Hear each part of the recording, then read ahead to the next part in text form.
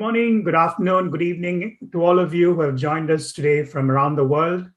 Mohanji USA is delighted to welcome you on this online live gathering and USA Unit to Unity, a path to reconciliation to interact with Mohanji.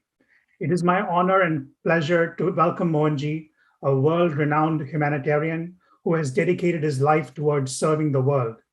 I connected with Mohanji way back in 2010. I chanced upon a powerful blog, Consciousness is Everything, written by Mohanji, and was simply blown away and have since been deeply connected with him. It was in 2013 when I finally met Mohanji physically and have known him since as a lover of humanity, as he believes humanity to be the best religion for this world. Humanity beyond all man-made barriers such as caste, color, creed, nationality, and culture. His love extends to all beings on earth, and he walks the path of ahimsa, non-violence, in thought, word, and action. He's driven by the conviction that we should all leave the earth a better place after having lived on it. A non-conformist by nature, Mohanji avoids putting himself into frames and sees himself as a friend of the world, be it aiding the poor and helpless, empowering those in emotional or mental torment, guiding those seeking personal and spiritual development, caring for birds and animals, or caring for the environment at large. Mohanji's nature radiates that of a loving mother, a best friend, a devoted family man, a lucid philosopher, and a loving guide, offering his help and assistance unconditionally. Little wonder that each person sees or connects with Mohanji differently in their own unique manner.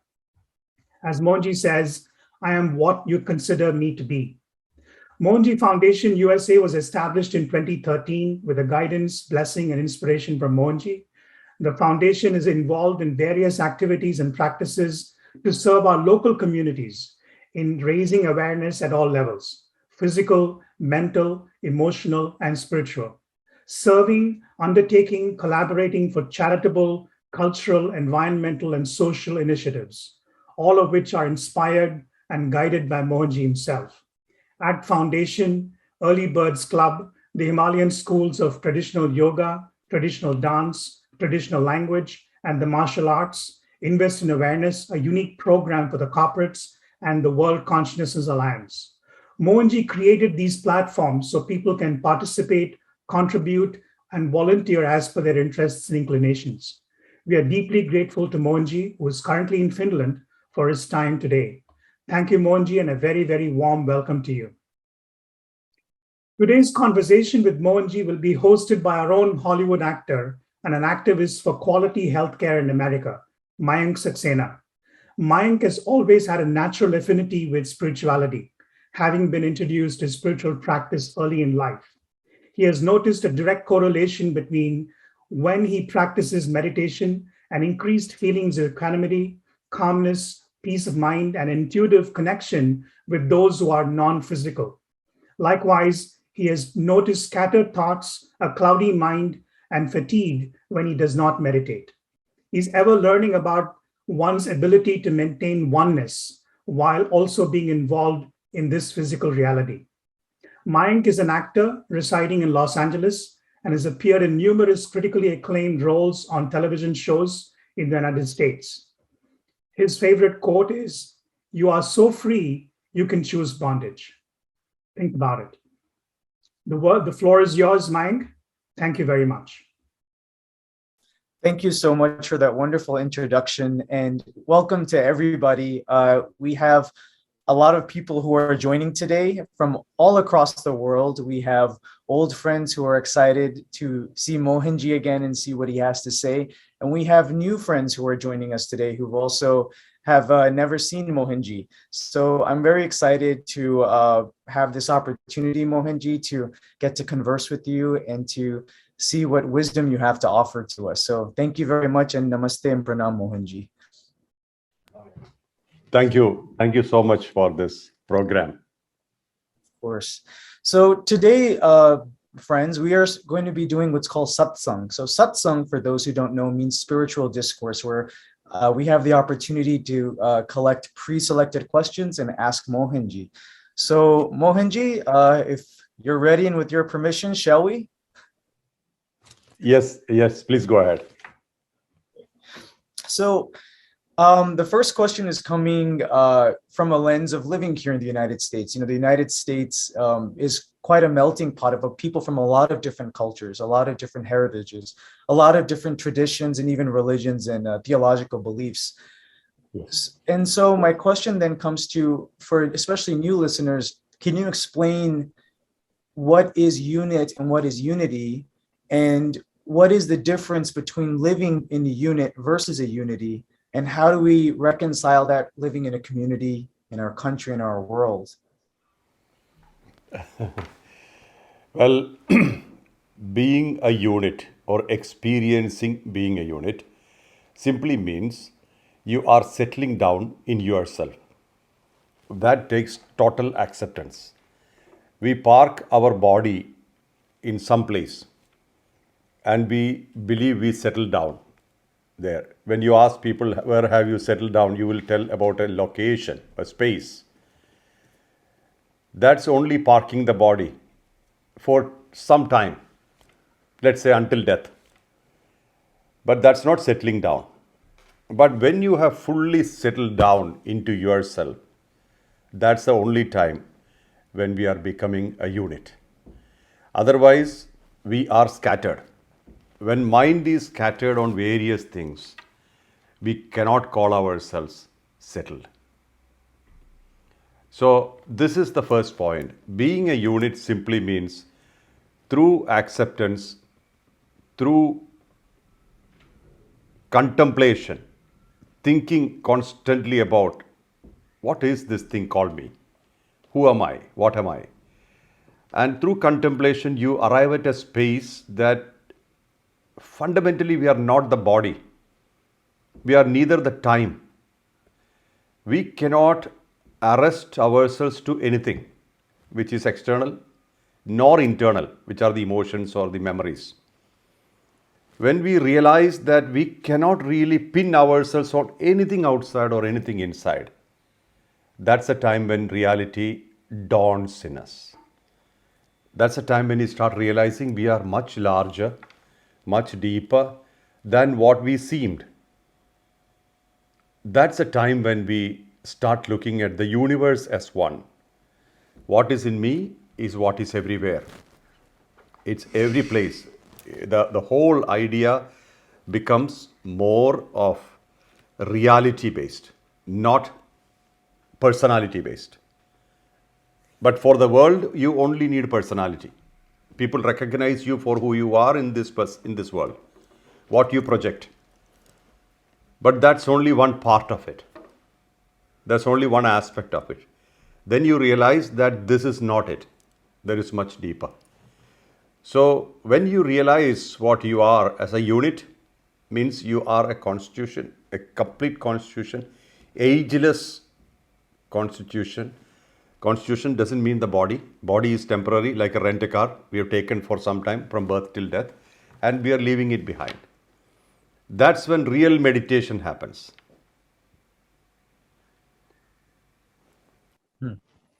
So I hope So, I have answered this. Yeah.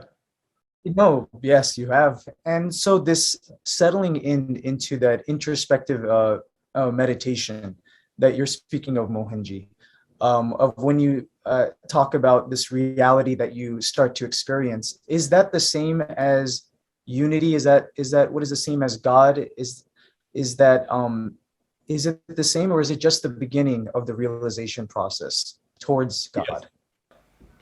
Yes.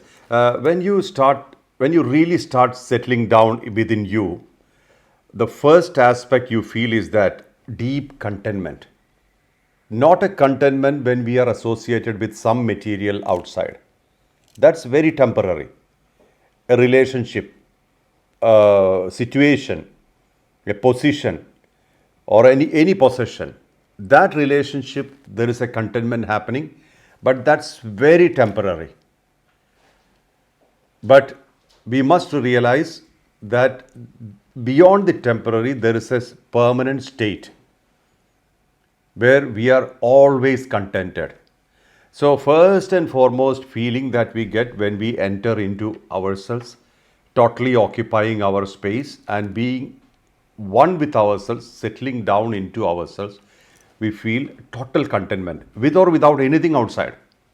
It does not matter what is outside, because that's all relative things. Only when you wake up, you have it.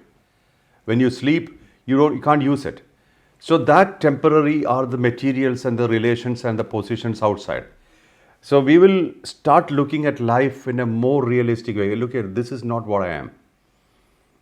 I'm not a relative existence. I'm more real, more realistic. I'm not even bound by time. Those effects starts materializing from within. And that's very powerful. Nobody can take it away from you. Nobody can steal that state, that feeling. And then you start feeling so powerful, so much like, okay, finally I have understood. I am this unit which is just like a drop which has an ocean waiting for it. And the drop's position itself separate from the ocean is to know the ocean. Why did you separate? So that I can know where I belong to. Then finally, once that understanding and awareness happens, you fall into the ocean, the drop falls into the ocean and becomes the ocean. Then you are expansion, you are the universe. The individualistic emotions are natural because we are a human being, right? And we are supposed to experience those things. They are natural. What we need to do is to accept them. I have anger, I have hatred, or I have feelings, I have emotions. Let it be. Because those are flavors of life. They are different flavors of life which is part of our existence called experience. Take two pillars. One pillar or one benchmark or one landmark is birth. We are born. And one is death. These are two boundaries which you cannot change. At a particular time, you are born. At a particular time, you will leave. Within these boundaries, a series of experience, moment by moment by moment, we are experiencing. And that's exactly the sum total of the whole life. What you experience at the age of 10 is different from what you experience at the age of 20.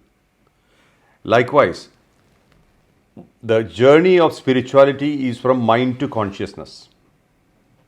So when you are in the mind level, you are supposed to have emotions or you are supposed to experience emotions. We should not be afraid of it. We should, okay, this is natural. I'm feeling.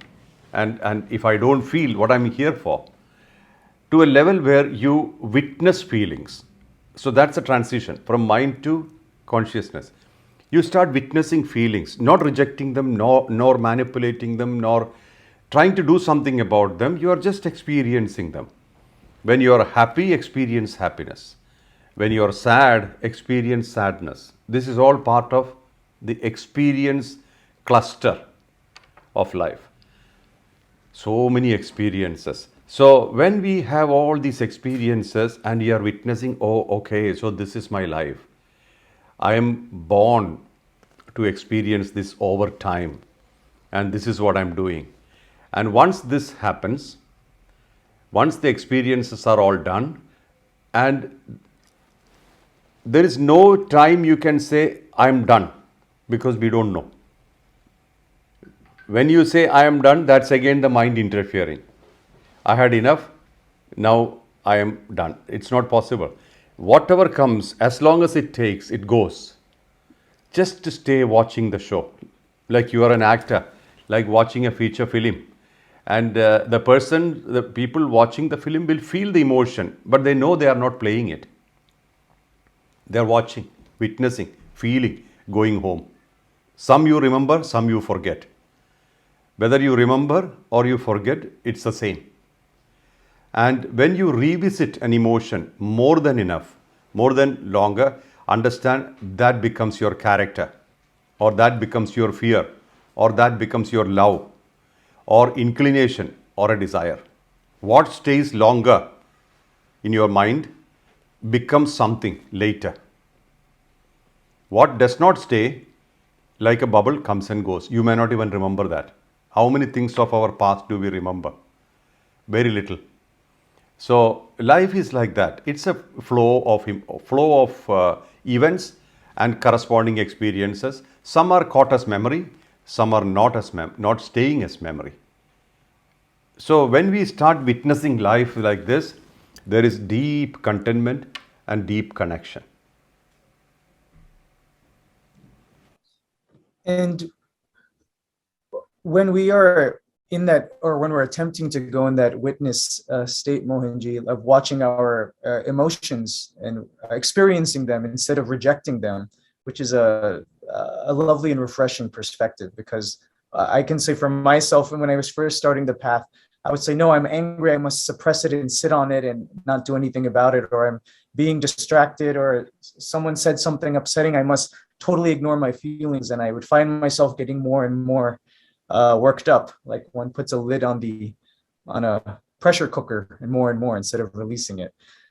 So if you are in a situation though where you are attempting to experience all the emotions you have, even the ones that people might lump up in a negative connotation, like jealousy or anger, how does one deal with that if you are with, say, loved ones or friends or family members who are not very agreeable? Well, all these things come and go, right? Nothing stays. And when do they exist? Only during the waking state. Same does not exist when you're dreaming or when you are in deep sleep. So we can actually understand they are all passing, and they have to create certain ripples, certain feelings. Once they created what they came for, they all leave. And also understand, like say, let's take one thing called jealousy. Jealousy is nothing but appreciation in disguise. When you are jealous about somebody, we are appreciating that person, but we don't have the that kind of energy or the momentum to tell him, I really appreciate you. Something in us blocks us telling so. That comes as jealousy. So everything is there is a positive in all these things. See, for example, anger.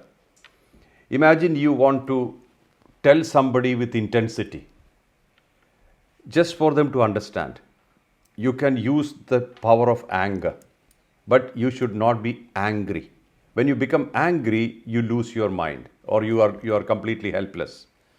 But when you are expressing anger while you are not angry, that's your strength. So everything you take, like for example, revenge is a totally lost situation. When you have to take revenge on somebody, that's almost like a lost situation. But when you are witnessing the whole thing, and when you say, okay, this is happening, and I am kind of enjoying this situation, that time you are in control, you are in charge. So all situations like disappointments are coming out of expectations. When we have lot of expectations, for example, perfection per se. Have you ever seen perfection static? Perfection cannot be static. You perfect on something, there is something else there. So there is never a state of perfection which is permanent. Look at another state. Peacefulness, contentment. You have a desire, you fulfilled it. For a brief period of time, before the next desire comes, you have peace, contentment. How long contentment stays? Until the next desire comes. So look at life. When you look at life, you see that, okay, so this is the whole story. This is all that is. And then you will start looking at everything with a kind of, oh, this is fun. Life is fun. It's a flow, it's fun. So when you start taking life like that, things are very easy. You will say, okay, there is nothing serious about it. I'm just like a tourist backpacker on earth. I brought nothing here, nor I'll take anything from here.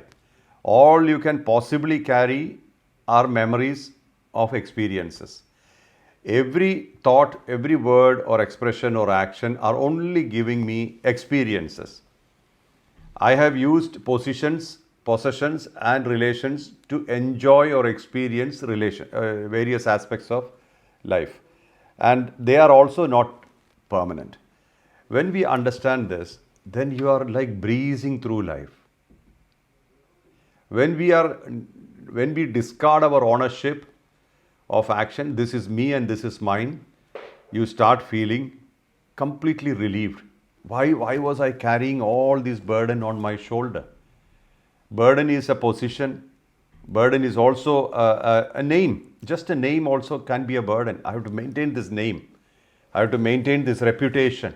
I have to maintain. See, the I comes all the way, all the time, and says, this has to be like this has to be like this. I have to maintain my image. All these are mind related. Take your mind and throw it out. Then what you see?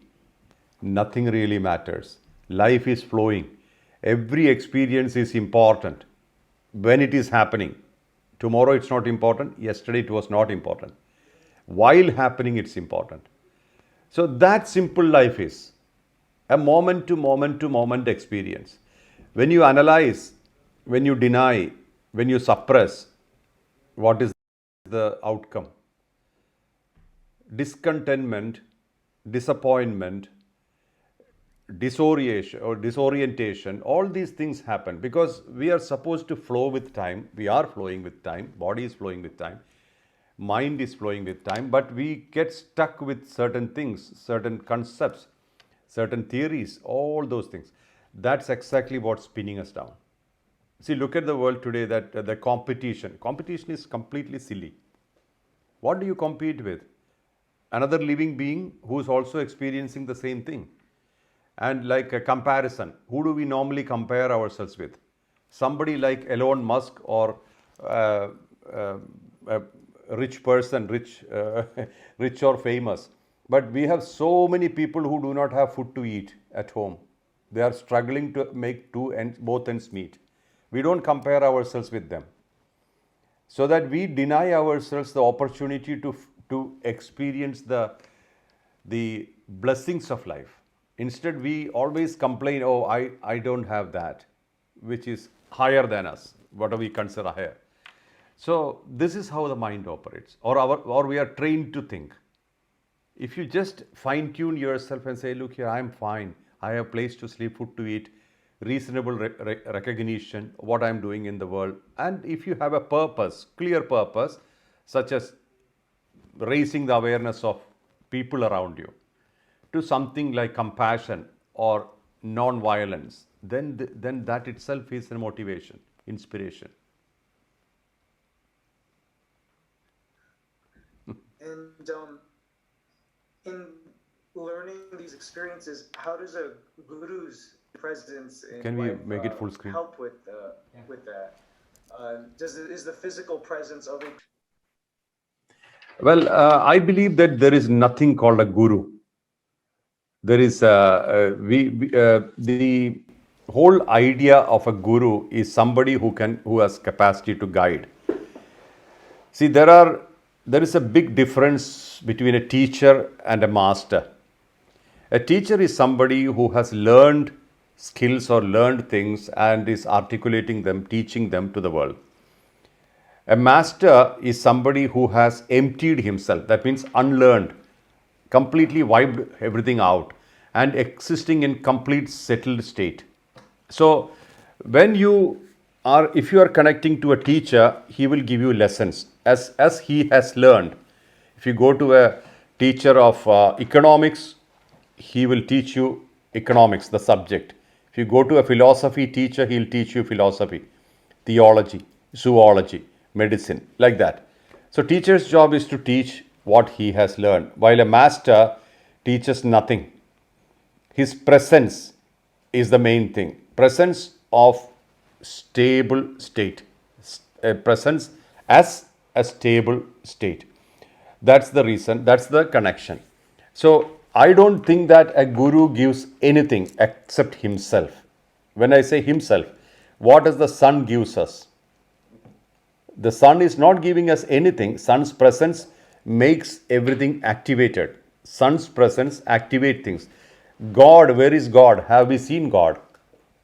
We have never seen God. And what is God according to us? God's presence activates a universe. So the activator of the universe is God. So basically, it's a presence. How is our soul? Have we seen our soul at all? Do we know there is a soul? We know there is a soul or an energy, so whatever you call it, soul or energy, within us, because it's activating this being called us. This name, this form, this personality is activated by something, and that thing is what we call as soul, because we need to have some name for identification. So air is a presence. When do we know there is air? When we do not have air. We know when we suffocate, we know there was air, or there is air, possibility of air. So all the major things, whether it is God or a guru or your soul, they are all presence. They are not a form even for that example, a purpose. Their presence activates. So a true guru is one who activates, not because of his teachings. Teachings are only a small aspect of his presence. The path he follows, his teachings, his methods, his guidances, they are all very small aspect of what he actually is. So this is the whole story here. A guru's presence is important because you get to know that this is my aspiration. That state where I wanted nothing in life, or I'm happy with everything I have from life. That experience is the guru. And guru means somebody who has already dissolved himself is a guru. And does that mean the guru has no needs? Of course, if he has a body, he has every needs, probably more needs than a normal person. Don't think that the guru, he has become enlightened, so now he needs nothing. He needs everything, and he is everything. He is everybody. He is the aspiration of all people. He is the whole emotion of the universe. He is probably even all the contamination of the universe. Everything becomes him because he is everything. So do not look at any master, enlightened master or a realized master as, okay, now he is completely free from all. No, he is expanded so that everything is inside him. So what he uses is different. What he projects is different. But what he is everything. So when you are connecting to a master, you are only connecting because you have that aspiration to be that state. So when you connect to somebody and everything, the most important thing is unfailing connection. Most important, not teachings, not even following the teaching. Unfailing connection systematically, consistently, so that you become the other. That's the story of Hanumanji. When Hanumanji was Hanumanji's main prayer was, or main practice was, his surrender to his guru, Ram. He gave himself to Ram and became almost as powerful as Ram. That's because there is no separation between him and Ram. So this is exactly how it works. When you see the other as separate, you have things to do so that you don't separate. You are not separated anymore. Once you are united, then there is no question. All questions dissolve. You and I are one. Me and my Father are one, as Jesus said. So a guru is the aspiration of the right disciple, and the right guru for a right disciple is the frequency matching. If you get a guru who is not matching your frequency, you will understand nothing. But if you get a master who's really vibing with your frequency, result is transformation. What is transformation? One by one, drop by drop, all that you thought you need starts falling. And then finally, you would be happy to be you, contented, stable.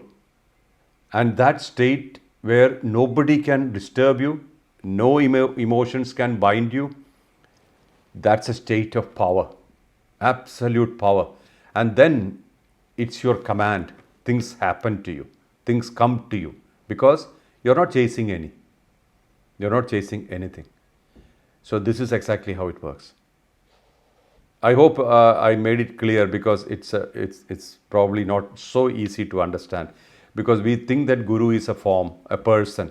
It's not true. Guru is a presence, and the presence can come as anything. It can be a person, it can be nature, it can be a tree, it can be a plant, a wood, a stone, a person as well. Can this presence change as one is going down their path of spirituality and their path of evolution? It keeps changing in the sense like your clarity keeps changing. Initially, why do we need forms, Guru in forms? Because you need a point of contact, you need something to talk to. Somewhere you get messages, somewhere you need communication. For that sake, you need a person. But after a while, that communication is not the main thing. Like I have written in the book Mast, that the part where the Guru was communicating to the disciple is very little. And after a while, there was nothing to say, nothing to hear, nothing to ask, nothing to listen, nothing, no answer, no question. But there was a deep inner connection. And that inner connection between them, which hardly needed any communication, made them as one. Then it was simple for the master to transfer his own fire into the disciple. So it's almost like one lit candle and many candles ready for lighting or getting lit. And at certain point in time, some candle comes close to the lit candle and automatically gets lit. At its own time, its own pace, its own environment, right environment, this happens. So every candle will be lit someday, but some comes faster, some slower. All it needs is consistency, consistent connection. And also, the aspiration should be really, really strong. Aspiration to be themselves, not for anything outside. To be completely themselves, totally, through total acceptance, through total connection with oneself. Then, when you are totally in stable state, when you are not shaking the glass anymore, the Guru pours himself, I repeat, himself, into the glass. There's nothing else Guru can give you. So, a Guru means somebody who has already found it, not the person who has learned and teaching. So, what the Guru gives you is himself. The best gift any person who has stabilized himself can give to the world is oneself. So that's exactly what the disciple gets. But the Guru loses nothing. Like you light one candle from another candle, each candle have the same brightness or same flame, same type of flame. No flame is lost. Like that, every candles are lit. Guru is still lit, and even when the Guru dissolves his physical frame, that flame continues to burn. Example, Shirdi Sai Baba, 100 years before he left his physical body. But now, even now, so many people are connected and they are all getting experience. As if he is actually walking with us, he is. So that's the thing, that there is no way you are bound by time, space, effect. You are never bound. So this aspect happens to a person while in the body, and it expands beyond dimensions once he leaves the body. So body becomes only a point of contact, a connection point, or a concentration point where you can concentrate. That's it. And then that energy works, and it's a huge teamwork. It's a big teamwork. The continuous the flow of energy, and it's a very, very beautiful teamwork. That is why it's a grand collaboration. The student and the teacher are grand collaborators. They collaborate with each other, and nobody is higher, nobody is lower. Like in one of the Upanishads, it said, when the disciple came to the Guru said, "Stay with me long enough so that I can know you and you can know me.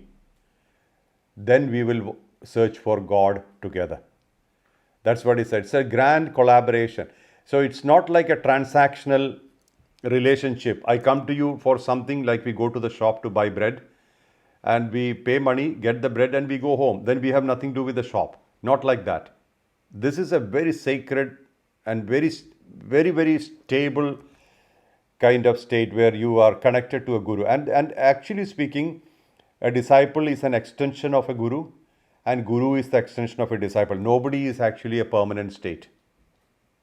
So a disciple, once he gets lit, he becomes a guru, or same as a guru, and guru remains the same. So everything is so beautiful and so interconnected. I hope this is not so too complicated to understand. I think you're quite articulate, and it's very beautifully explained.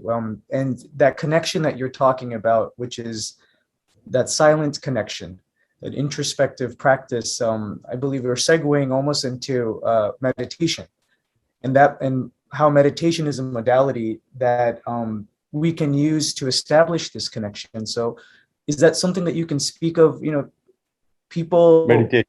myself, want to have that connection, want experience in between. We maybe have half an hour, 45 minutes, but we don't know what to do with that time. But we yearn for these wonderful things that you talk of. So how can we incorporate a little bit of that into our lives if we want to have that type of connection? Well, meditation is something where we park our mind on. So what actually is meditation? Where we have parked our mind more than a sufficient time, we are meditating.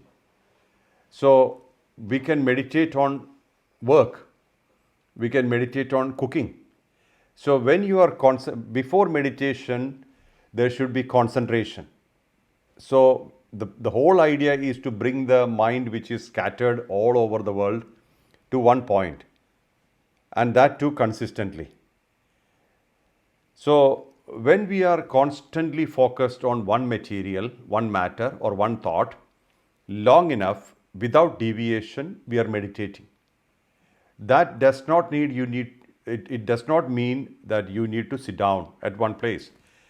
Like conscious walking, for example. We are walking and we are moving, we are allowing thoughts to flow, but at the same time, we are not with the thoughts. We are not participating in the thought process. So when your mind is focused steadily on something long enough, suddenly you will attain a state of peace, a peaceful state. What state we normally know is we have a desire and we need a fulfillment. For some time we have peace of mind. Desire, fulfillment. Desire, fulfillment. In this mode are we existing. When we wake up, I need a tea or a coffee. You had the tea or a coffee, okay, now I feel fine. Then something else, then something else, then something else. So one by one, our inclinations and our desires are pushing us to move. I'm not talking about laziness, not that don't do anything and something will come to you. Not like that. You have to be clear about, or you have to understand that these desire patterns are always running or ruling us continuously. And we are asking for fulfillment, and most of our lives, we are slaves to our patterns.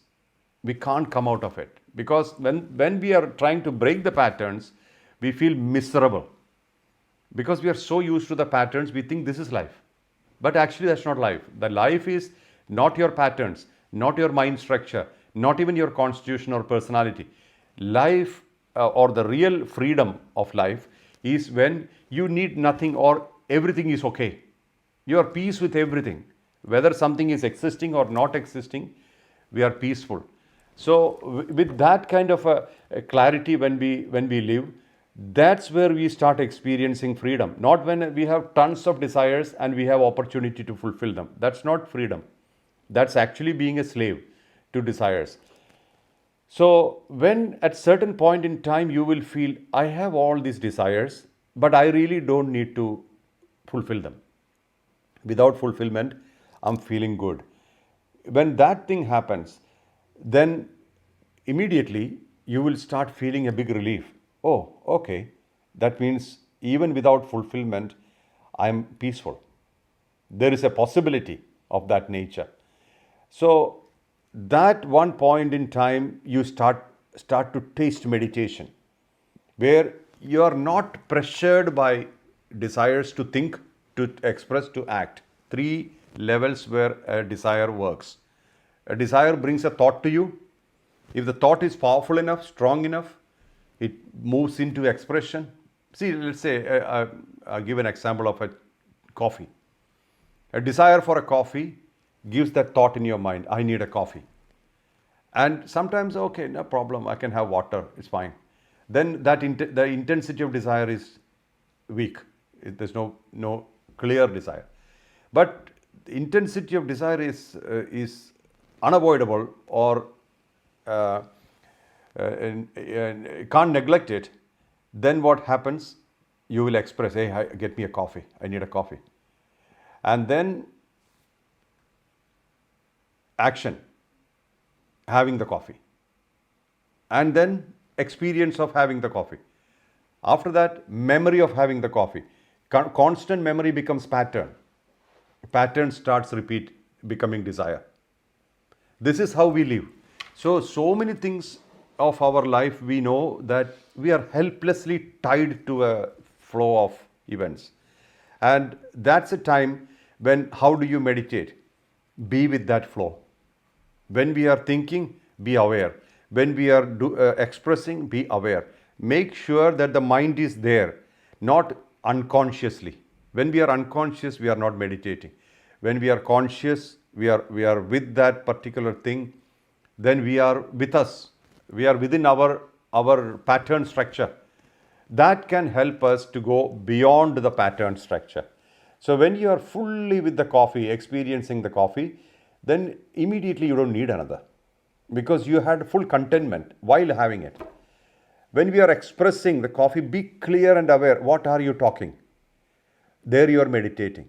So every point in time you can meditate. Meditation is a very extended subject. Now it will reach a level where you are sitting and watching the process of your thoughts, because thoughts you can't control.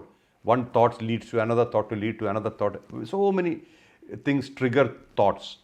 Memories trigger thoughts. So many. Fears trigger thoughts. Desires trigger thoughts. All are triggering thoughts. Witness them. We are watching them. You're silently looking at them without any kind of involvement, or you're not trying to get involved with these thoughts. That's meditation. That happens also simultaneously. So meditation is a state you can be. Like, for example, you can see cows after eating sitting down and chewing. It's a very meditative state. The job is done sitting down and chewing and chewing and chewing for hours. So you can see children meditating. When they are playing with a toy, they are fully occupied in that toy. So everything you see, when you are giving full attention, there is an element of perfection. So meditation should be a constant thing. All the time we are meditating. Then of course we can meditate on an object. That means we are parking our mind on a particular object for a period of time. That's what Hanumanji did. He parked his mind at the feet of Lord Ram and attained all the powers. So when you are concentrating, when you are parking your mind on a particular thing or a particular object, that frequency connects to you, or you connect to that frequency, and eventually you become that frequency. That's the connection with an elevated master. See, the elevated master needs nothing from anybody. It's not that he is waiting for you to acknowledge him or pay money or to do something. What he needs is that he doesn't need anything per se, but even if he needs something from a student or a seeker, will be consistency. If you are consistent, then he can do something. Like the story of a Zen Buddhist monk, old man, he can't see well. One guy went to him and somebody told that he is a great master. Go to him, he can give you great things. So this man reached the master. Master asked, why did you come? So he said, I was told that you are very powerful and you can give me so many things. Oh, really? Somebody said so. Oh, then it must be true. Let's see, but let's have a tea first. Before we talk, would you like to have a tea? So he said, sure. He gave him a cup and a saucer, and this master with his shaky hands, old man, started pouring tea into the cup. The cup was filled, the saucer was filled, the tea started flowing down. This man who came, who the guest, told the master, Master, the tea is overflowing. Then the master said, that is the problem. I'm getting all filled cups and the saucers. Then where can I pour more tea?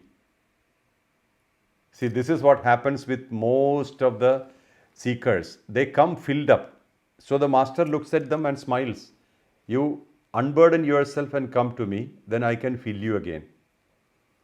So many times people don't experience the highest because they come as filled cups with concepts, with theories, with notions, with expectations. They come filled.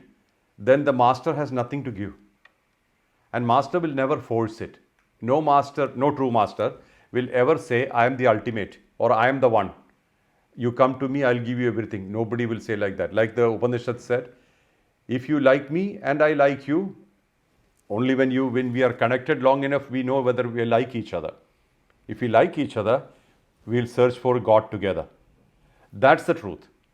So that, there is no obligation here, there is no binding here, there is no fear here. We don't need to bind anything with fear. God is not to be afraid of. God is presence, God is freedom. And when we are that within, we connect to that frequency. When we are full of fear, when we are full of expectation, then there could be exploitation. Otherwise, nothing can change us, nothing can exploit us. So, meditation, as I said earlier, it's a consistent and continuous state where you are completely in tune with yourself and nothing outside affects you. A state where you are in a mode of contentment. You are watching your desires, you are watching your fulfillment, you are watching everything unruffled. That's a state where you are constantly on a meditative mode. And is this is the same thing as you talk about, which is you say awareness is key. We've heard you say awareness is key. Is this the awareness that you're talking about? Awareness is being aware of who you are, what you are. What we normally are aware of is our name, our personality, what we are in the society. Very, very small things only during state. What we are in the waking state is what we are aware of normally. We are so and so. I'm Mohanji. People recognize me as Mohanji. And all the things which I do in the world, this is what people recognize me with. But am I that? That's only one aspect or two aspects or three aspects of me. I have many other aspects. Likewise, each person has multiple dimensions. All people, all of us, we have huge variety of dimensions. We are never one thing or one person. But people recognize us with what we are predominantly expressing. We recognize a doctor, a nurse, or an engineer, a scientist, because that's his predominant work. That's what we are recognizing them with. But are we that only? We are not, never. Nobody is one dimension, single dimensional. Everybody are multidimensional. In fact, we have approximately 330 million dimension or possibilities. That's what people talk about. Many dimensions, huge dimensional. We have potential of dimension. So when we know very well that we are all these dimensions, then where do you park yourself as beyond all dimensions? I am beyond all dimensions. Only then I can be all dimensions, right? That's the awareness that we should carry. First point is that we are not pinning our awareness on a personality which we are projecting. Second, we are not pinning on our name or a form or what we do in the society for a living or what we are in the society, whatever you are. See, for example, if somebody says Mayank is an actor, that's one part of your whole dimension. You are a person, first of all. You are an expression in another way. And then comes numerous other things. So when we are aware that, hey, this is all role play, I'm playing various roles, but the roles are temporary, actor is permanent, and I am doing all these things because I have that experience of playing them, so that I know I am not any of this. So that when you take a step backwards and become a witness to whatever you're doing, freedom starts there. Then you have better levels of perfection because you are experiencing it 100%. You're playing a role, you're slipping into the role and becoming the role. And you are really being that at that time because you don't care about what you're otherwise. And that's how we become completely everything. We have all those possibilities within us. So you can live many lives within one life. So this is exactly what we are aware of. We are aware that we are unlimited, and what we actually are, that's exactly where we are parking our mind on. When we know that we are multidimensional or beyond all dimensions, we start experiencing grand freedom, great freedom. And then you start realizing, oh my God, I have been foolish to just put me as one small mind or a mind's projection and suffered. Why we are suffering is because we are not seeing the larger picture. We are seeing the smaller picture. In other words, we are wearing the shirt which we were wearing at the age 10. We have not understood that we are much larger than this shirt. But somehow that shirt was comfortable at that time, so we decided it will be comfortable at all times. So like this, we are in a kind of unconscious, repetitive mode. Awareness simply means being aware of the states and being aware of where you have started from. We have come from pure consciousness. A part of that pure consciousness sits as an energy within us, activating this personality. But we have still not deviated, so we have taken a detour called a life for experiencing whatever we came to experience or whatever we are experiencing moment to moment to moment. After a while, when these experiences are all done, we are getting back to where we started from, going back home. So it's like you came out of your house to go to the office to do certain jobs, and you came back home and you realize there is a home. So being aware of your home is one aspect of awareness, where you have started from, where you belong. And then you have no problem to get back home because you know your way. You already know your way. You know where you belong to. You are neither the relations or positions or possessions. You are not the role plays. That awareness becomes clear, and then nothing can touch you because you know you can get back home anytime. And that becomes your reality. So we are constantly in this mode where we are believing that we are the limited being instead of the unlimited possibility. And then we restrict ourselves to think and act in a very small way because we have already set boundaries. Within boundaries, we already have a boundary of birth and death. Now within that we have set many boundaries like concepts, theories, do's and don'ts, many things, and said, a master should behave like this. We put the frame to the master.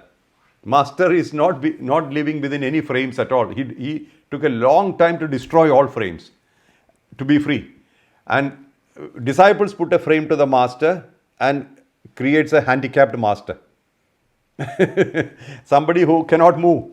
And they say, master is not doing what we want. He is not good because he is not fitting into the frame. This is how society works. That's why we scandalize people or crucify people, because they don't live as per what you want. That's why Socrates said, instead of drinking poison every day, a little bit from the society, I'll drink it together one time. So, because society doesn't understand a master. Society cannot understand freedom. Society believes freedom means being able to move, eat what you like to eat, sleep where you like to sleep. This is what they call freedom. That's part of the pattern. Freedom really means you need nothing from earth. That's when you actually start experiencing freedom. Everything coming is good. Everything not coming also is good. Everything happening in life is good. Not happening is also good. So that means we are unbound.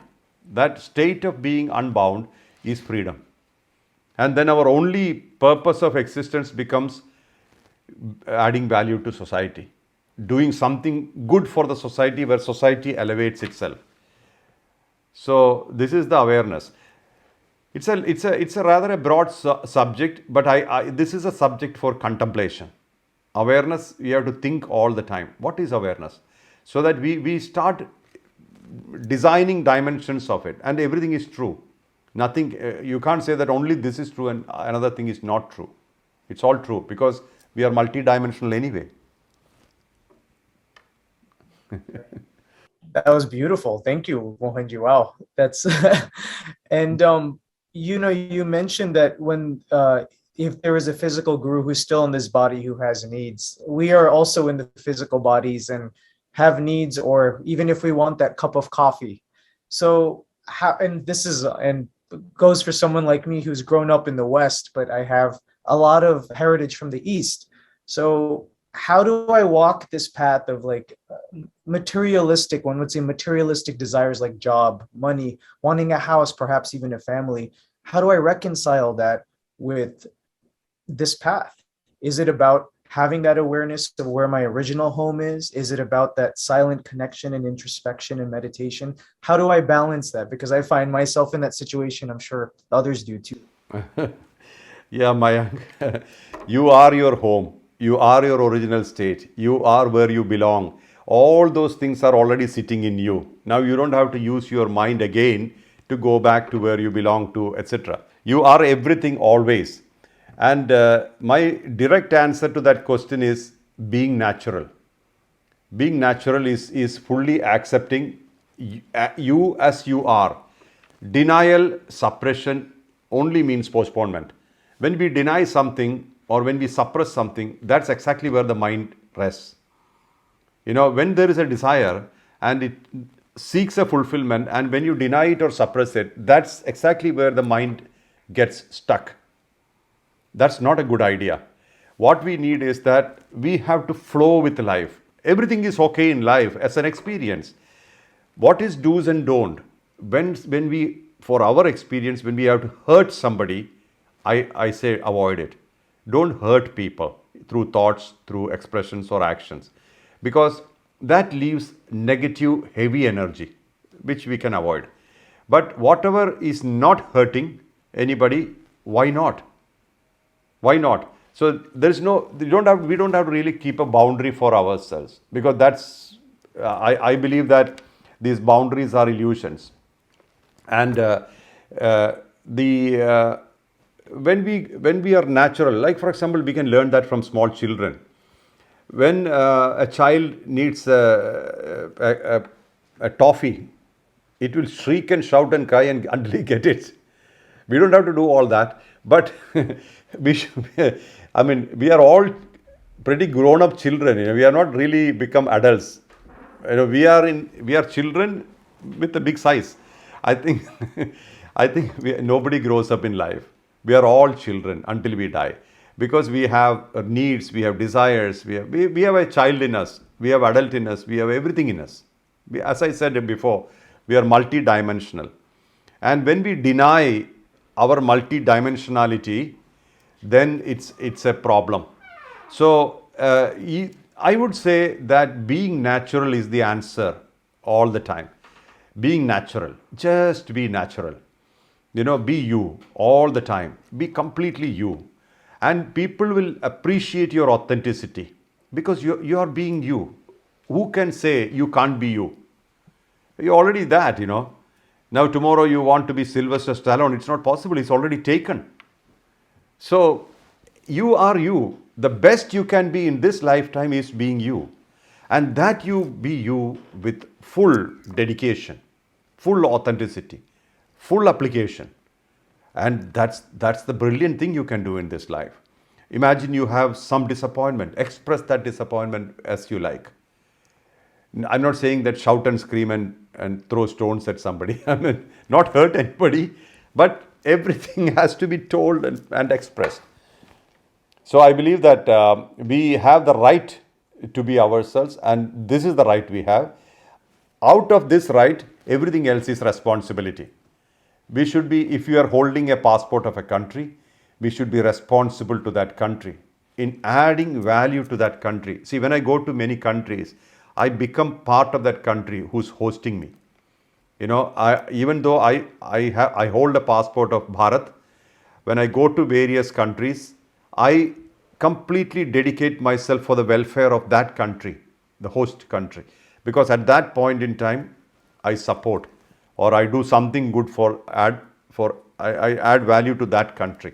So like that, it's there are the entire life is filled with responsibilities, not rights. Right is to be you. That's the main right you have. Our major right is to be completely ourselves, and that nobody can question it, nobody can take it away, because that's your most authentic expression, most realistic, most authentic. So that nobody can question. But apart from that, it's all responsibility. So if we understand this, first of all, be natural, be you totally 100%, and don't worry about whether you have to return back to your past or future. That's not important. Be in the present fully, which includes past, which includes future. So present is like a big cauldron. Part of it is past, part of it is future. Present is not standalone. So be in the present. That's the best you can do. Start walking from where you are sitting. That's the best you can do. And be totally yourself, as if it's nobody's business. Nobody has the right to question you.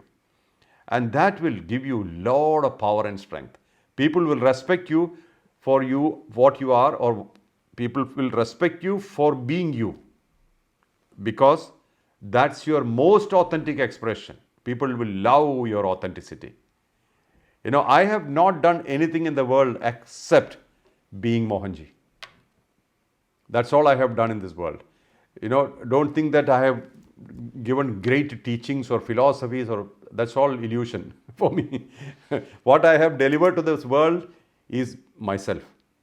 Being myself is the most authentic thing I have ever given to this world. Some people like it, some people dislike it, which I cannot control. So you don't have to worry about who likes you or who dislikes you. Everybody cannot like you. Everybody cannot dislike you, because their frequency has to match ours to communicate. That's why I said it takes time to connect. And you should always allow that time to mature into anything. You know, a seed is put on the ground, it takes time to become a tree. One day it will not become a tree, and next day it doesn't start bearing fruits. So we need to give it time, space, energies, and just watch. So some of the relationships come together and makes it a great thing, and events happen. Great things happen in life. Sometimes relationship does not fly. Some relationship.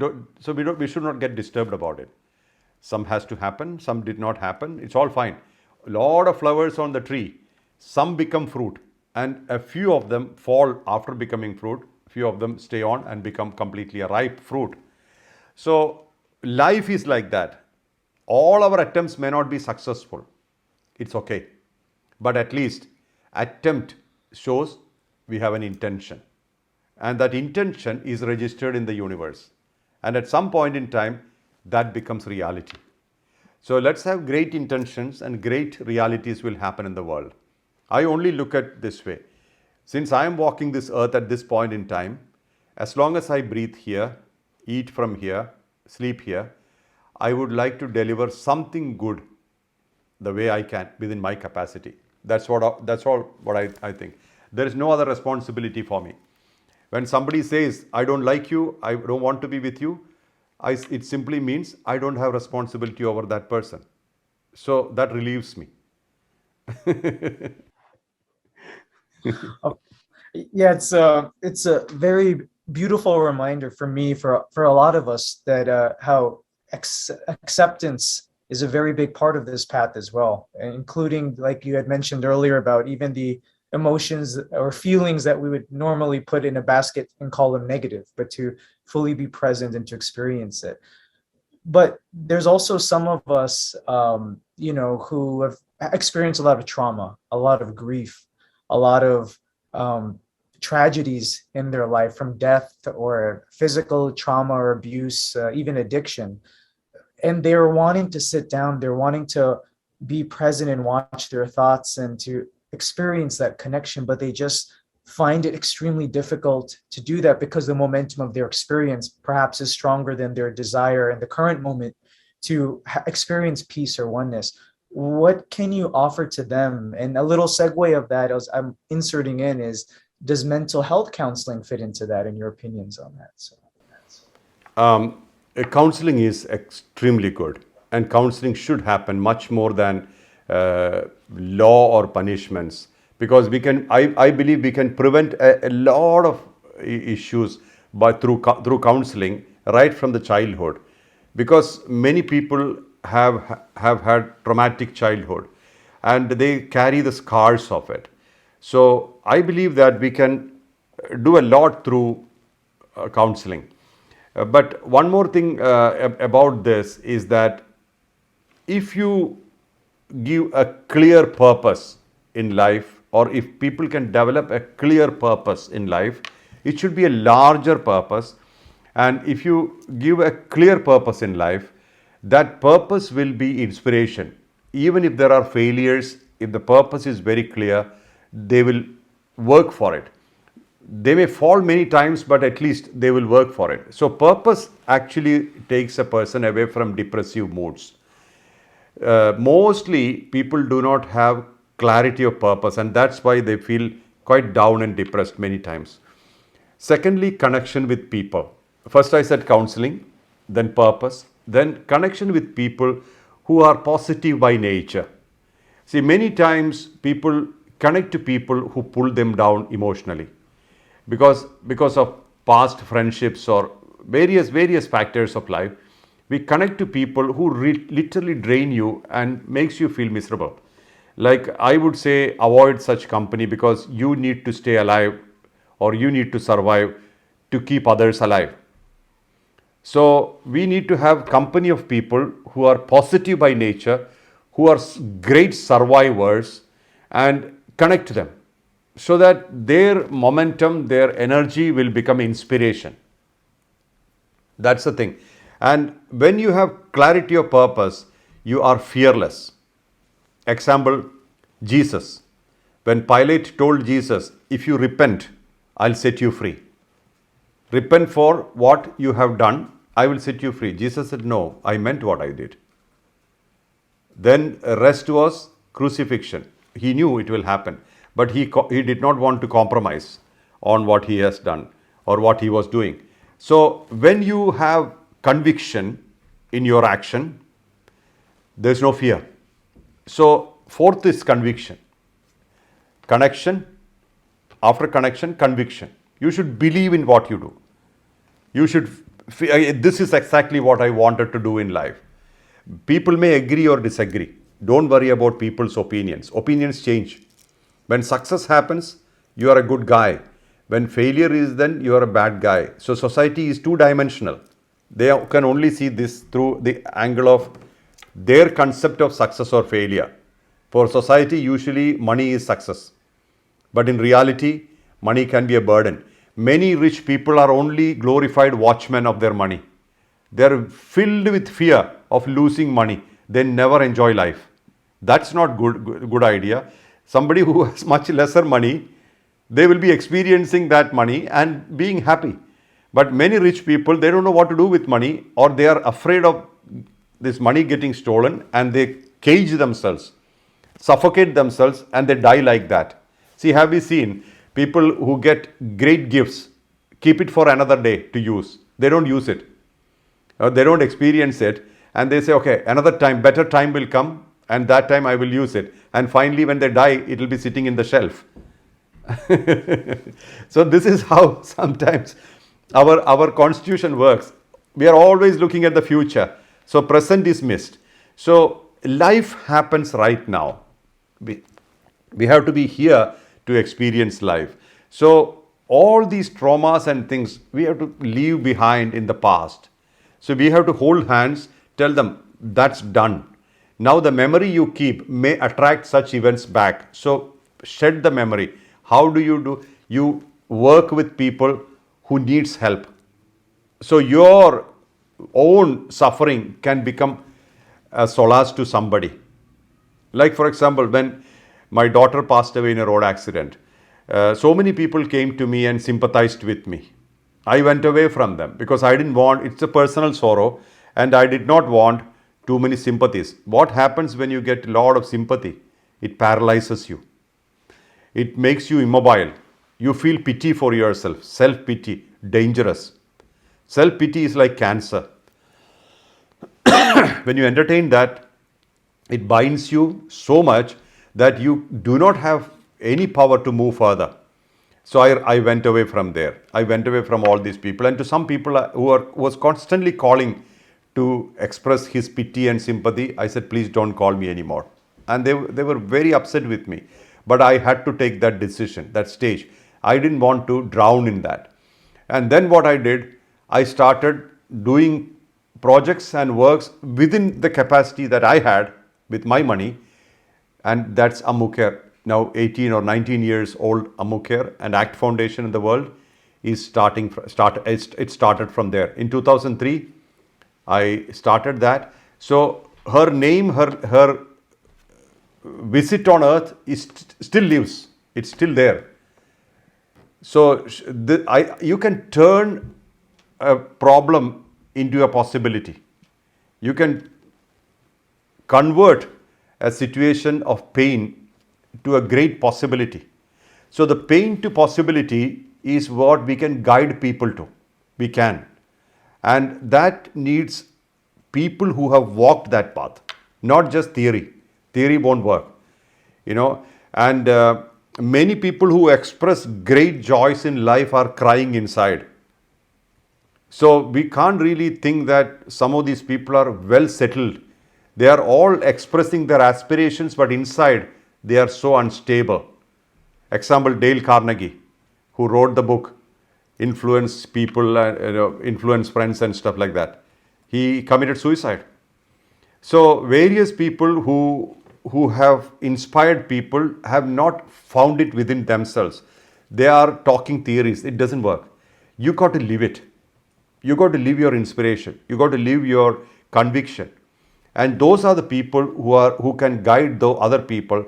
First and foremost, you got to transcend a pain to a purpose, or you got to transcend your pain to a purpose. You should transform your pain, convert your pain to a purpose, and it should be a larger purpose. There should be no boundaries there. Then you can overcome anything. You can become powerhouses, very, very powerful people, and that will really, really shift you and the world. We all have that power. We all have that in us.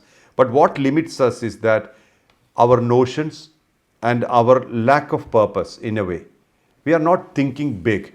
We are satisfied with something small. I wake up in the morning, if I have a coffee, I'm happy. There ends the story. And then eat, drink, sleep, die. This mode we are operating. Nothing is happening in life. You look at the world. Mostly you see nothing is happening in life. No movement. We are completely caged by our mind. So when even our idea of freedom is freedom of movement or freedom to eat what we like. This is our idea of freedom. So we are conditioned and caged by our own mind. But our possibility is multidimensional. We have great, great possibility. And that's exactly what we should always remember. Actually touched on something it's a big issue here in the United States, mental health, suicide, Dale Carnegie as an example. Last year we had more than 45,000 suicides, and the bringing yourself from pain to transformation or transcending one's pain is more than invaluable thought process of going from A to B. But there are also a lot of people, Mohanji, who have greater conviction of ending their life or, committing suicide, or maybe they have friends or families who are constantly going in and out of that, as a loved one who's, for example, hypothetically, if I know a friend who's constantly going in and out of these types of states. what do you say, A, to the person who's in this fog, who can't get out of that conviction of they want to end it? And B, what do you say to the loved ones or offer to them any advice on how to help and where to also put boundaries in a healthy manner?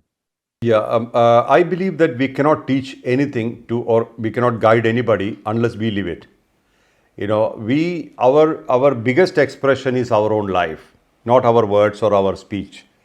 So we have to start living positivity. We have to move in positivity, and we have to be leaders. We see we all have leadership quality in us. That amount that's connected to one purpose, second conviction, third consistency, fourth integrity. These things are very important. When we have a clear purpose, we should be consistent with the purpose. We should believe in it. We should have conviction, and we should have integrity. That means we should not pretend that this is it. So when we do that, when we are in that mode, and this is not difficult, because a lot of people need a lot of things. See, like for example, when we were in Peru, we were speaking to some people, and their children are not even having one meal. They're walking miles to school expecting food, and mostly when they reach the school, there's no food there. So when we know that the world is existing in such imbalance, everybody can contribute in some way. I'm just giving one example. But even in our neighborhood, like for example, we did a festival recently in Belgrade. That was just an expression for me in this time of COVID, when there were no festivals, there were no celebrations. I wanted to bring a celebration aspect into a life, which worked wonderfully well. Instead of a retreat, we did a festival, and it completely opened up people. People came from many countries. Not only that, that gave them a kind of momentum and inspiration, say we can do something here. So it's not difficult to take people off from a state of pessimism to a state of purpose. So pessimism to purpose is possible provided we believe in it and we live it. It's not theorizing it. Theorizing doesn't work for a long period of time. We have to live it, and we have to consistently live it. We should have integrity. Also, people who are pessimistic or negative will throw stones at you. They may try to crucify you. Let that be. There's no problem. But our purpose, our clarity should never be compromised. That's what I said. There are no permanent lovers nor permanent haters.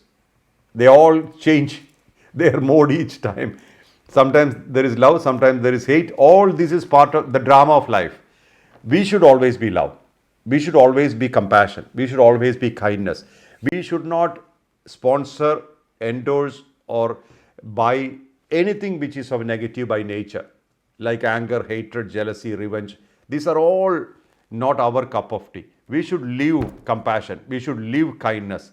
We should live non-violence. And that's exactly what we can deliver to the world. Secondly, what we consume through our physical body has a great role to play in our mental state. What we consume. What we consume through our mind, which is emotion. This has a great role in emotion, also expectation. I would rather pitch together these two things. Emotion and expectation. Expectation unfulfilled become desire, a disappointment. So emotion, expectation, these two are consumed by mind. Information that comes into the intellect. What intellect gets to process the information. What information are we getting these days? Confusing information. Informations of corruption. Information of tragedies, wars, bloodshed, destruction, disappointments, displacements. These kind of informations are we processing with our intellect. And the residue which all these leaves is pretty much same. What body with all the toxic food, that food which we get, the processed or whatever food we get to eat, food with murder behind it, torture behind it, suffering behind it, those food is not suitable for our body. A food that comes to our plate should be free from torture, murder, and all these things. And the food that comes to our plate should have seen the sun and connected to the energies of the world. Purified good food or pure food. We don't sometimes get it. Now emotions coming in inside.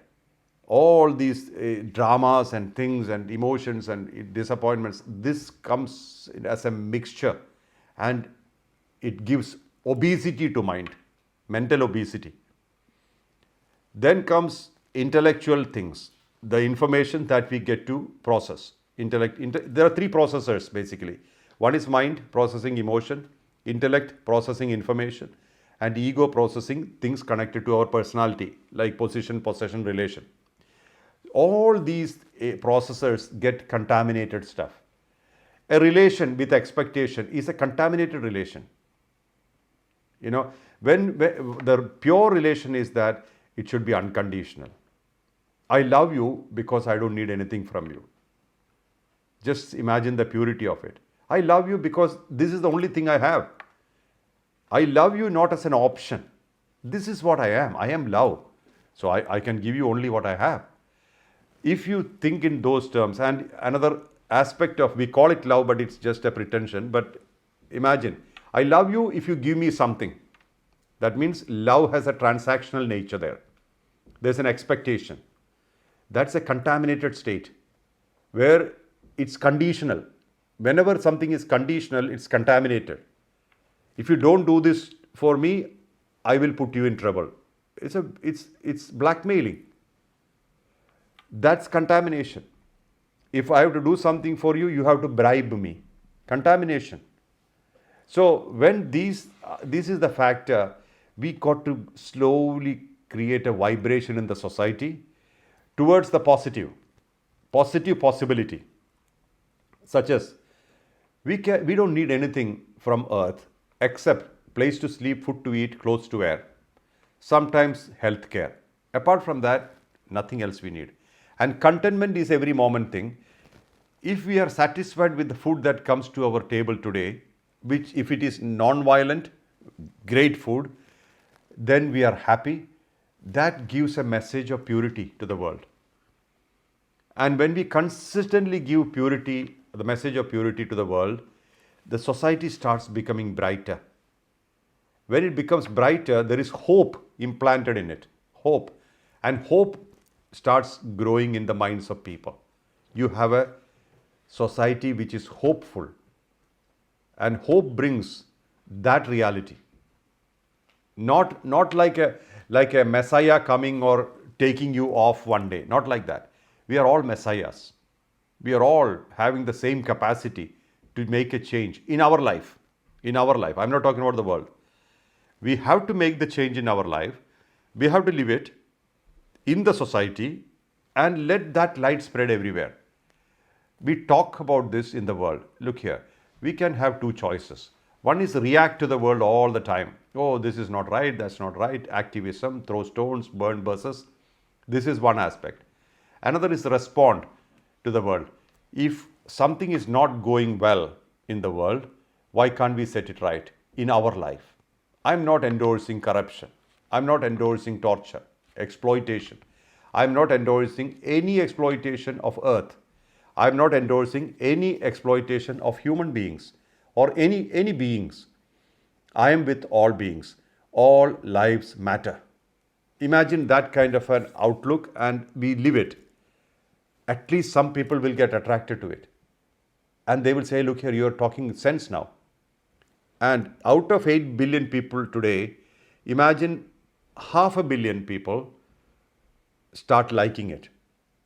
That's transformation for this earth. It's collective consciousness shift. So all the things that we talk about, we have a hand in it. We can do it. We can make a change. But we should believe in it. We should have conviction. See, I cannot do something because you said so. If it's not suitable for me, it will not be real for me. I will do it because I love you, but that's temporary. I do it because I want to do it. That's forever.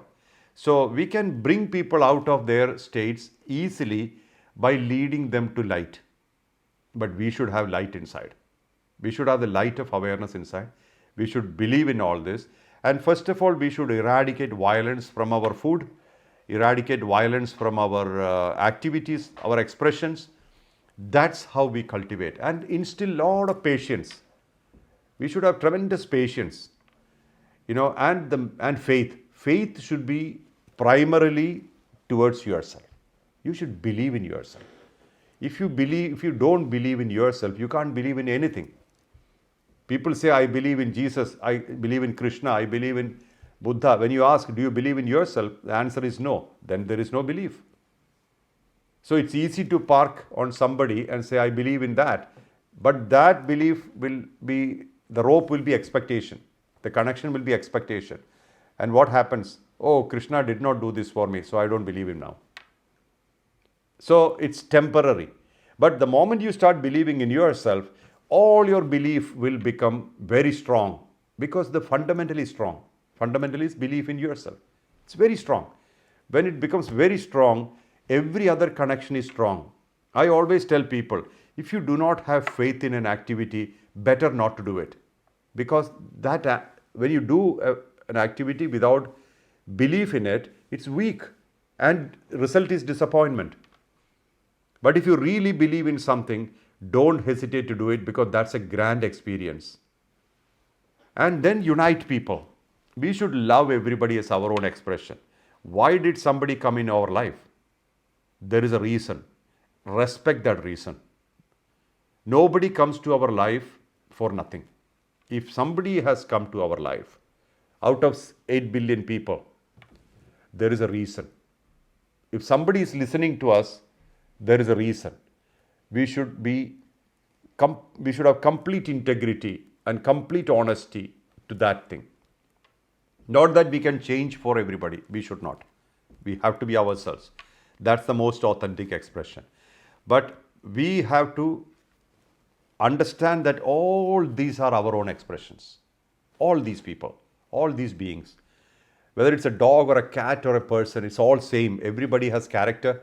Everybody has aspirations. Everybody has requirements. So all are same. So we should completely be honest with all these relationships. Just look at the power we can generate. This we can spread in the people around us, and that will bring forth all the positivity in them. There will be hope in their lives, and that will bring forth great transformation. In hearing you talk, I'm very much affected by, and I'm hearing constantly how sensitive and how receptive we are to the consumption from everything from our minds to our eyes to our thoughts to our mouths. And I think, well, I'll speak for myself and hopefully others can relate, but I think I'd never realized how hypersensitive we actually are and how affected we can be by information coming at us, or what we put in our minds or in our mouths even, or what we choose to see or associate with. Part of the choice that I have, or like I'm sure many other spiritual aspirants, is the choice of sitting down to connect. And part of it is being present, part of it is enjoying, say, the cup of coffee or being in the company of like-minded folks. But sometimes it's wanting to sit and meditate. And you spoke in the past about having a focus or attention of wherever you put your attention, that's where you vibrate, whether you're in the presence of a master, a teacher, or whether you're in the presence of the cup of coffee, but the attention can go somewhere. So the question I have for you, in the practice of meditation, you had once talked about focus or attention on the spine. And so I wanted to ask you about that modality, and can you help us all understand this type of practice? That I think is a very simple way of recognizing ourselves or our multidimensionality. For example, our usual operating platform are through our senses. Mind travels out through our eyes, through our nose, through our ears, through our mouth, skin. 5 senses. That's how the mind can operate for the sake of experience. As I said in the beginning, the whole life means a broad experience or moment by moment experience. That's all what we are here for. And of course, you are expressing your own uniqueness in the world. Some people do express, some people imitate other people, and then they don't have that clarity either. And people don't like imitations. They like to see authenticity.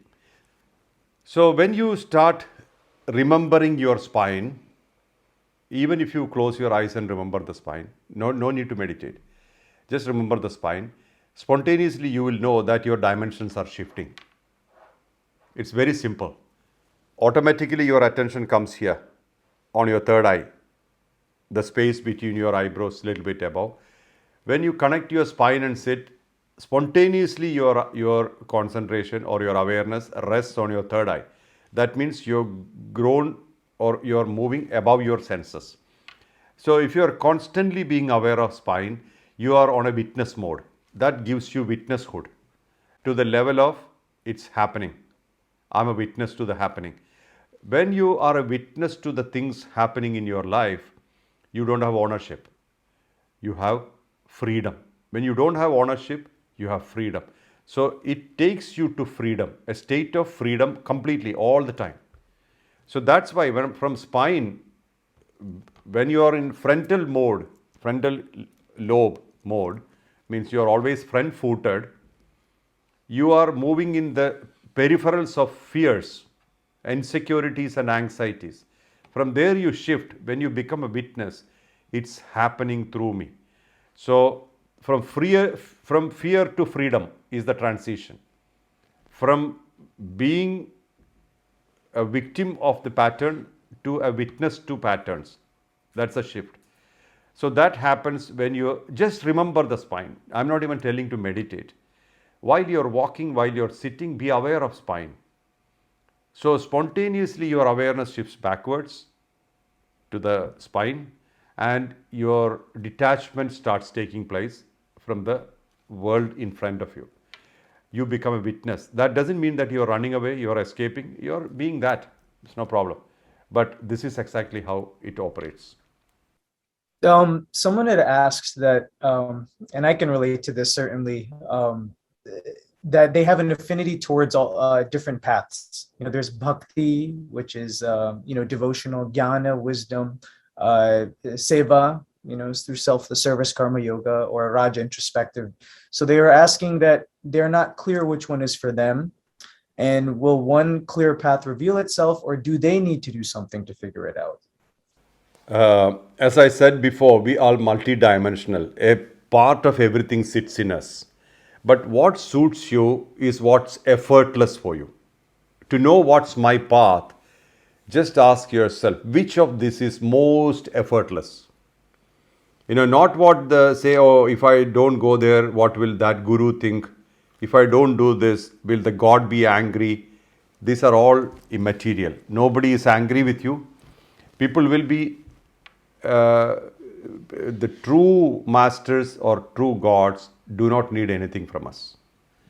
So we don't have to really worry about pleasing somebody. Instead, be real to you. You should say, okay, this suits me. This particular activity suits me. And that's what you should do. Like the shirt you wear. It should be the right fitting, otherwise it's uncomfortable. So when you do an activity which is uncomfortable for you, you cannot have longevity of that activity. So this is important to know. So you need to know that any activity, for its longevity, you need to like it, or it should suit you. That frequency should match. Whether it's a personal relationship or an activity, the frequency should match, otherwise you cannot relate to it. So the sign of the right path is that path which suits you effortlessly. And you feel, oh, this is what I've been looking for. Sometimes when we meet a person, we feel the same. Hey, this is the man or the woman I was looking for. When you meet that person, the frequency immediately connects. But we meet hundreds of people and maybe there is no connection happen. That means of all frequencies do not match spontaneously. That's why the master tells the disciples, spend enough time so that you can understand me and I can understand you. And if we like each other or if we connect to each other, we can search for God together. So don't jump into any relationship or any connection with anything, even a guru, blindly. You should connect, assess, analyze, and connect again. And if it suits you perfectly, or at least to a great extent, if that frequency is comfortable for you, then it's real for you. Otherwise, it's all infatuation or imagination or hallucination, all those things. They don't hold water. You know, when you are connecting to somebody, imagining something, sometimes disappointment is the result. So we should not connect to anybody, for that matter, because somebody told so, because somebody said so. You know, because what I like, you may not like. We are all different individuals. Our likes and dislikes are different. Our life purpose itself is different. So we should not think that, oh, this person who loves me has told me, so I must do it. Not like that. You need to use your brain. You need to use your understanding, awareness. Take time, connect. And if you are not able to connect, be bold enough to say, I'm not able to connect. This is not my cup of tea. That's good to say, because that will keep your self-esteem high. Instead, we say, oh, somebody said so, so I have to do it. Not like that. That's a sign of insecurity or fear or lack of stability. I would like all of us to be very stable, you know. And also remember, if something has come to us, it's been sent. We have something to do with it. Otherwise, it will not reach us. Whether it's a person, a material, a matter, a space, or a time, if it has come to us, we have something to do with us. So have patience to understand that. Look at it objectively. And if it is understandable, or if you are able to connect to that, then it's a good idea. Because probably you may get great fulfillment with that, what has come to you. Not what you search for. Many people spend their whole life searching for something and they don't find it. What is the best thing to do?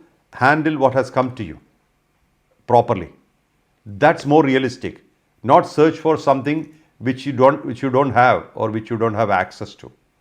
Instead, accept, appreciate, and do something with everything that happens in your life.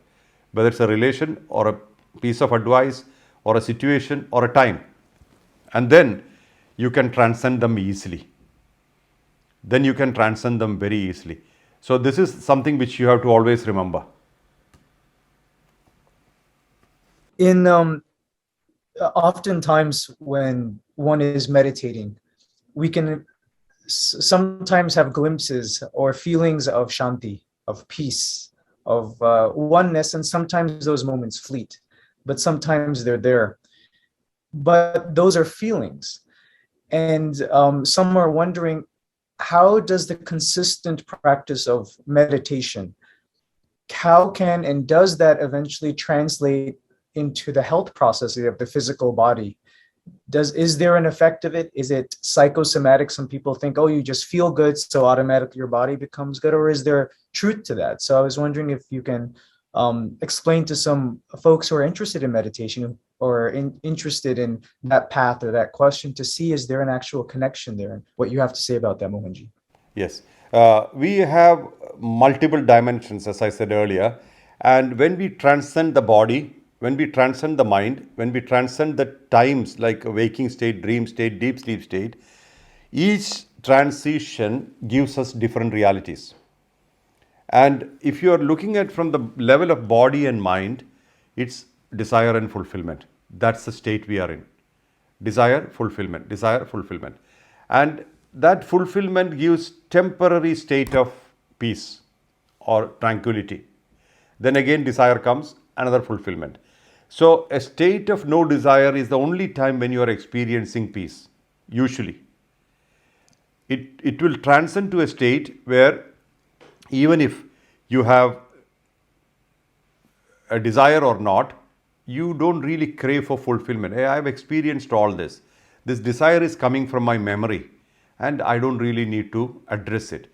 When you reach that stage, then the peace state is longer. We can call it samadhi state. State where mind is unruffled, mind is at rest. And then it comes when you are not really fulfillment oriented. Desires are still there, thoughts are still there, but you are not really fulfillment oriented, you are in a state of peace all the time, then these thoughts will be like a pedestrian outside your house. Means you don't even recognize those thoughts because they are not pushing you for fulfillment. Then the peace is longer. Means unruffled mind is longer. When that state lasts for some time, the whole mind collapses. Because the pillars that hold the mind are thoughts. Thought itself is dying. Because desires are not happening. When desires are not happening, fulfillment is not required. So when fulfillment is not required, experience is not required. So what happens? The whole mind structure collapses. When mind structure collapses, you are only in the present. Your past, present and future aspect also diminishes. Body has past, present and future because it's temporary. Mind has past, present and future, it's temporary. Intellect and ego has past, present and future because it's connected to materials around you. So these processors stop doing what it normally does because there's no much external data to process because there's no fulfillment aspect.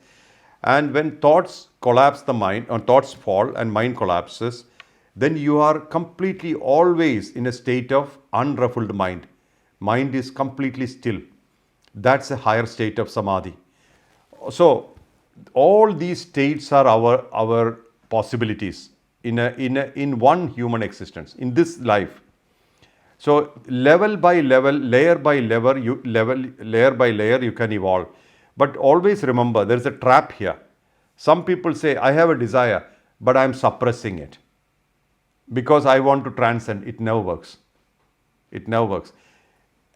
Suppression is only postponement. Denial means postponement. What is right is when you are at it, experience it 100%. That's the best you can do. That means you are regulating your experience with full awareness, or you are not even suppressing. When it's happening, you are completely experiencing it. Then you don't need a repetition. Imagine you are having a pizza. You are fully with the pizza. You completely enjoyed it, relished it, and then you don't need that repetition anymore. So like that, each time you spend, then the mind becomes quieter and quieter. Along with it, total self-acceptance. We need to accept ourselves totally, 100%. Means we are a unique creation, we are unique, we are authentic, we accept ourselves totally. That will help us to stabilize. So there is no conflict with us for ourselves. We don't have a fight with us. We are not criticizing, judging, or comparing, or even competing. We are completely being ourselves as we are, as authentically we are. And from that point, when we interact with the world outside, it has great power. And that then you are not affected by the world outside. When you are not affected by the world outside, you are in a stable state of samadhi. That's the state Buddha was, that's the state Krishna was, that's the state all these great masters were.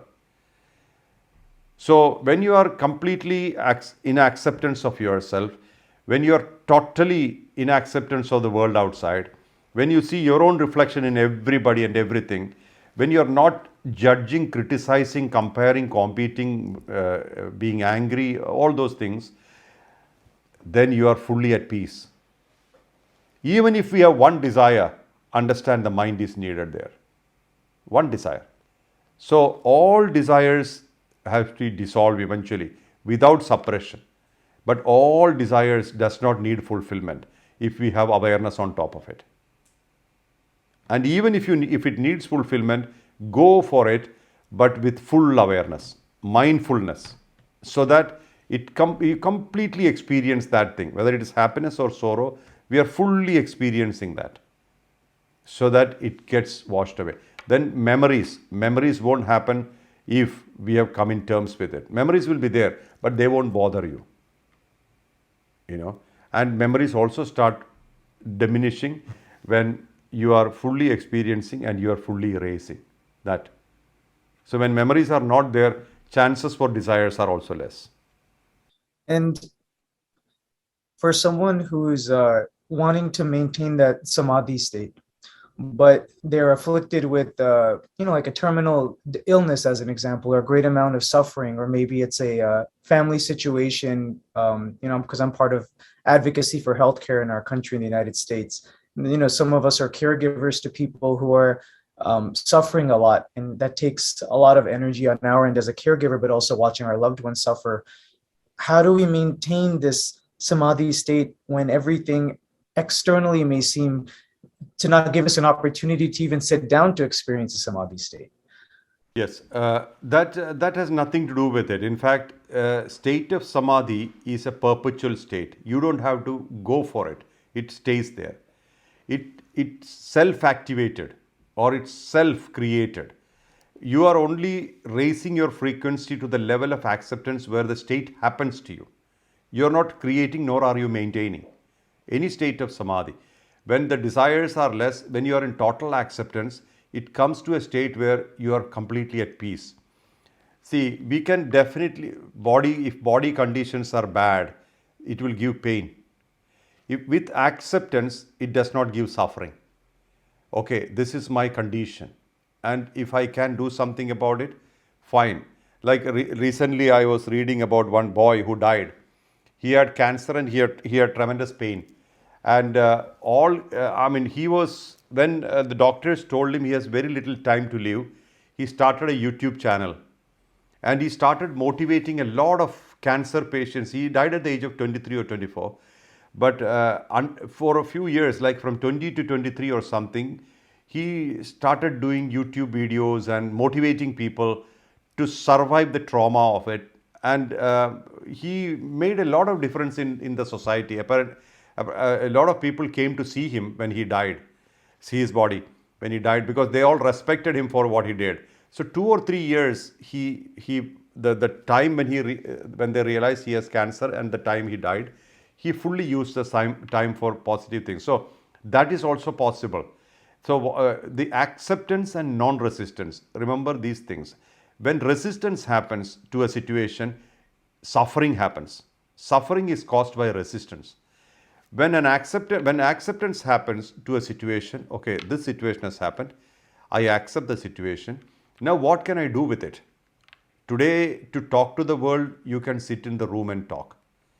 So like we are talking now, I'm sitting in Finland and you are sitting in Los Angeles, but we are communicating with everybody.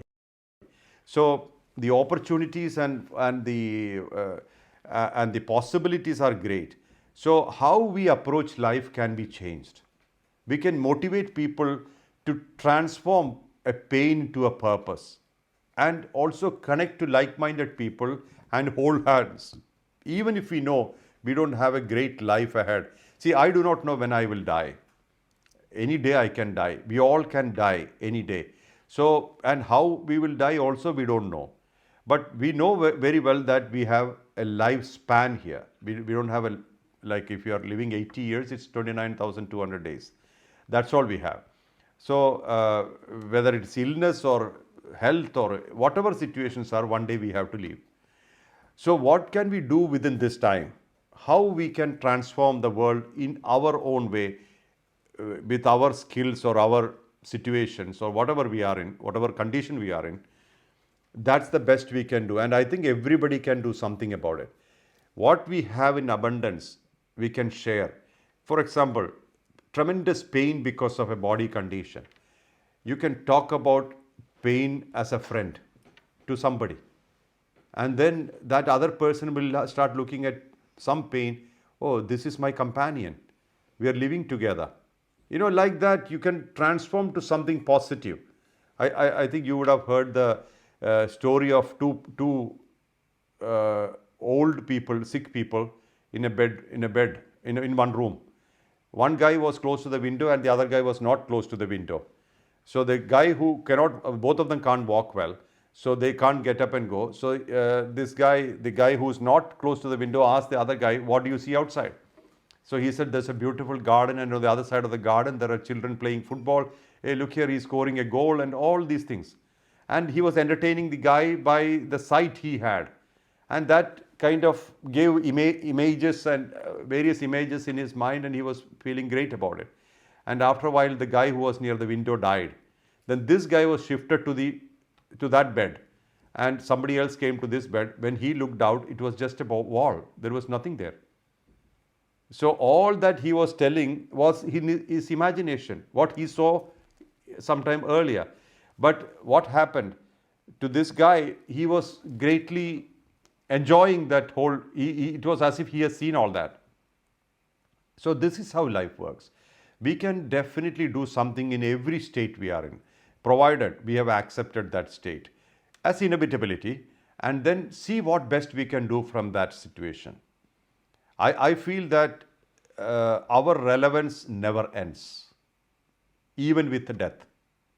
You know, we can really leave our signature on the ground and go. There are great people who have done that. The people whom we remember today are those people who have signed on earth and went. People remember them. That's why Krishna lives today, Rama lives today, Hanuman lives today, Jesus lives today, Buddha lives, Socrates lives. All these people are still living. They never went because they left a signature here. We can all do that. We have that power. You know, there is nothing called dead end. Well, that's something that makes me very sad, because I feel like there is a dead end coming to this beautiful exchange we're having. Mohanji, I would love to talk with you so much more. And unfortunately, we are limited by time in this physical reality. And I just wanted to thank you very much for all of your wisdom and for sharing your perspective and your practices. I cannot thank you for this opportunity to allow me to ask you questions that were on my minds and on the minds of so many others around the world. And thank you so much, Mohanji. Really appreciate it. Thank you. Thank you for this time and this particular event. And thanks to all the people who are behind it, especially Ganesh, Lata, Obengduro, Manu Gupta, Ashtamurti, all the team members of America, and all the people behind the curtain and in front of the curtain. Everybody, I love you all. Thank you for this union. Wow, what an experience. Wish you great success, great health. Thank you, Mohanji. On behalf of the USA country team, the USA family, I offer my deepest gratitude to Mohanji for his time to talk to us today on a wide range of topics and clarifying some key questions from our participants. As always, the clarity and lucidity of Mohanji's expositions are truly powerful, wonderful, and insightful. I do hope that each and every one in this meeting and all the viewers on Facebook and YouTube channels are feeling energized and inspired. Thank you, Mohanji. Mayank, thank you very much for adding vibrancy to this session. Your naturality added so much value to this discussion, and it was so much fun watching this session. I thank all the participants for their time. Your participation and support encourages us to bring more such programs for you in the future. We are grateful for your support. This program was successful because of the hard work and enthusiasm of a large number of people who came together. The USA Action Team worked relentlessly for the past several weeks. Thanks to each and every one of you. Thanks to the Mohanji office, the Executive Assistant's office. Special thanks to the AV team, Anya and Neil, for their expertise in making this happen. Special thanks to the creative team. As always, they've been very responsive and prompt to our requests. Thanks to the social media team for their support and assistance. Thanks to all the teams within the Mohanji organization, as well as our external collaborators who help promote this event. So please do stay in touch. You could join us to participate in our programs or volunteer to support various activities around the US. We will share a registration form at the end. You can join our WhatsApp group and do like our Mohanji USA Facebook page. What I did not overlook to mention is that our wonderful family in Sedona, headed by Laurie and Natesh, actually have several people in the pavilion in the outdoor, and they have this whole satsang being streamed on a large screen. So we are going to be shifting to them. Please stay tuned. Mohanji Acharya, Natesh Ramsel will now, of course, conclude this session with a kirtan offered with love to and devotion to Mohanji. So thank you all. Do stay tuned, and let's move to Sedona, where there is a big party happening. Thank you.